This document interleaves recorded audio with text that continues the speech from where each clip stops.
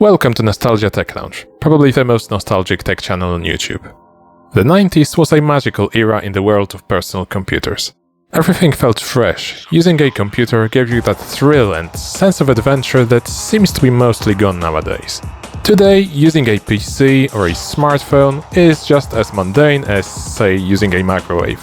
But back then we were still mostly figuring things out, and what seems outrageous today, like screen mates or disk format jokes, was exciting and fun. Desktop themes is yet another late 90s computing trope that, although still kinda present, is just a mere shadow of its former 90s glory. Cheerful Windows color themes, wacky desktop icons, silly mouse cursors shaped like dinosaurs, system sounds that feel like they were lifted from a crappy B-movie about hackers, and even custom boot screens themed around your favorite TV shows. All of the stuff I mentioned was a big deal and a great way to stand out from the rest of the boring grey and puke green desktops. Today we're going to take a look at this relic of a bygone era. We'll be checking out both some of the most standout themes included with Windows 98, as well as a bunch of custom ones that I found on a few old shareware CDs from my collection. So buckle your seatbelts and prepare for yet another trip down the memory lane. Let's get nostalgic. We're gonna start with a quick history lesson. Although some aspects of theming were part of Windows from the very beginning, it wasn't always that robust. Windows 1 introduced the option to change system colors, and Windows 3 extended this later by adding the option to save them as presets. Things really took off with Plus for Windows 95, a software utility package created by Microsoft that included the Desktop Themes module. This allowed to give your old boring desktop a massive facelift. A desktop theme was a package that customized your Windows colors, fonts, mouse cursors, desktop icons, system sounds, and screensaver. By the way, screensavers sadly are also kind of a relic these days, so if you'd like a separate episode about screensavers, please let me know in the comments. Windows 95 required you to buy the Plus pack to get these, but later versions starting with Windows 94 and Windows 98 had these things included. And boy oh boy, did they make some great themes. Let's take a look at a few of them. I'm gonna start with my personal favorite, Mystery. Themed around an old Victorian-era house, the wallpaper depicts an old living room complete with bookcases filled with ancient books, a fireplace, and a portrait hanging above it. Window colors are dark greens with pinkish title bars, the computer icon is now a cap for some reason, and opening menus makes noises that sound like heartbeats. The theme uses a serif font which, although works for this vibe, I find a little bit hard to read.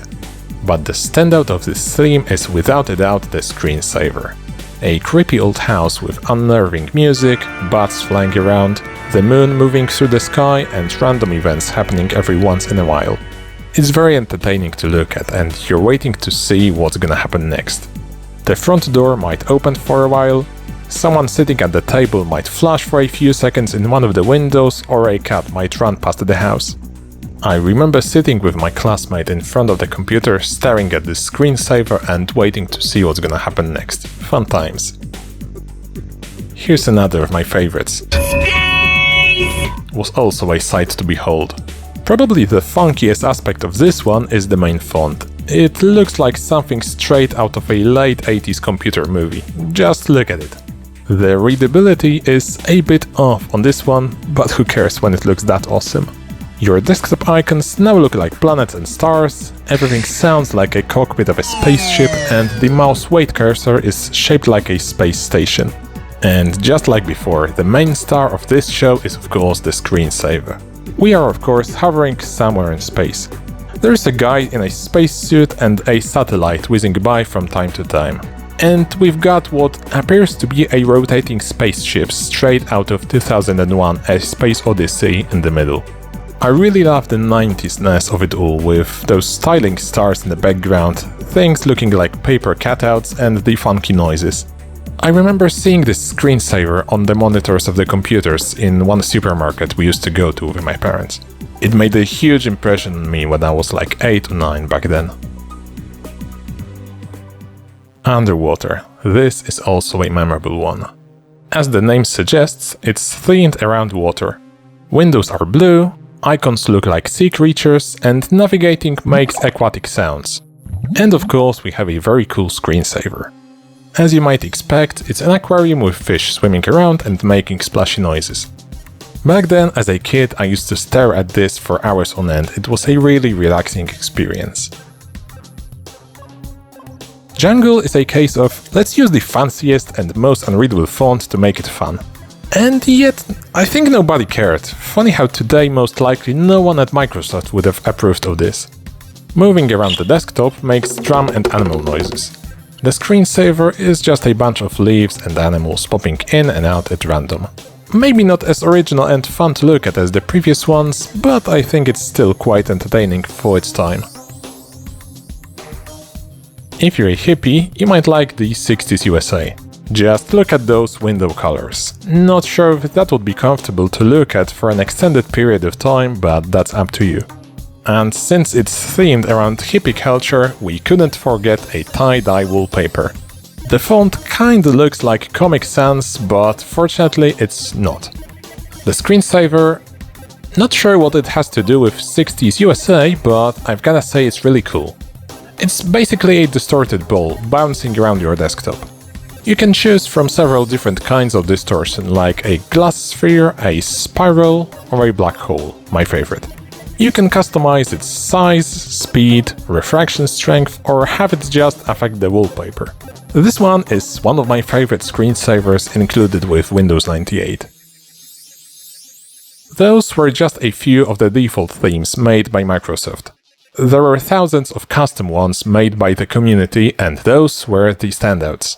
And compared to those made by Microsoft, they often included some extra stuff, like custom boot screens. My personal favorite custom theme is this Matrix one. In 1999, when this movie was released, it was literally everywhere, with people at school mimicking Neo's bullet time moves and Matrix posters hanging in everyone's bedrooms. And although as a little kid I didn't really understand the plot of the movie, I still loved it for its visuals. We have a very cool dark color scheme, system sounds taken straight from the movie, What is the Matrix? And custom boot screens made out of movie stills. A wonderful treat if you're also a huge fan of The Matrix. Another theme that really caught my attention is this Windows 3 one, mainly because of the colors, which are clearly inspired by the Windows 3.0 boot screen. The dark purples work really well with the white fonts and provide a neat contrast to the usual black on grey that is default for Windows. And the icons, borrowed from OS 2, look awesome as well. Last custom theme that really caught my eye is the Scooby Doo one, with this awesome dog color mouse cursor and obligatory Scooby system sounds. If you're a massive fan of the show, you might want to check it out. This is what I absolutely love about Windows 98 era. Things were so easy to customize. You could easily give your desktop its own character. Windows theming would take yet another leap in the next decade, with the introduction of visual styles in Windows XP. This, along with other tools like custom shells, allowed for unmatched customizability of your Windows desktop. But that, of course, is a story for another day. What was your experience with Windows themes? I would like to know. Did you use some wacky custom ones, or did you prefer to stick to the original look of Windows? Share your stories in the comments section.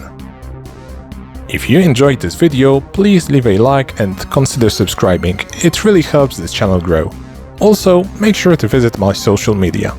Thank you so much for watching, and I will see you in the next video. Cheers!